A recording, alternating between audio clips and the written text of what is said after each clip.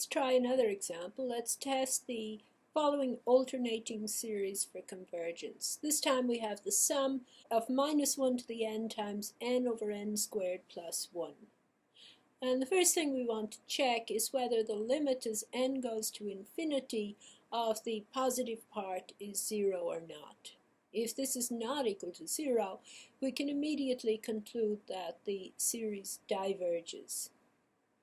Well, it is equal to 0. The limit as n goes to infinity of n over n squared plus 1, dividing above and below by n squared, gives me that that limit equals 0. And now there's no conclusion. We don't know yet whether this series converges or diverges. To satisfy the conditions of the alternating series test, we need to check whether the positive parts of the terms of the series are decreasing or not, whether bn plus 1 is less than or equal to bn for all n. And in this case, we can substitute an x for the n in bn, and we get a nice function of x. F of x is x over x squared plus 1. If that function is decreasing, then the bn's are also decreasing. We'll have bn plus 1 will be less than or equal to bn.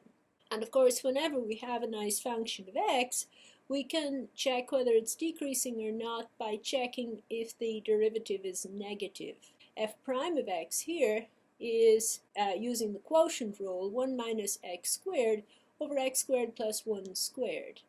And this is less than 0 for x bigger than 1, so this means this function is decreasing whenever the x is bigger than 1.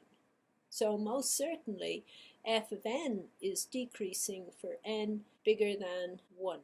This tells us that the second condition of our alternating series test is true. Bn plus 1 is less than bn for n greater than or equal to 1, and by the alternating series test we can conclude that our series converges.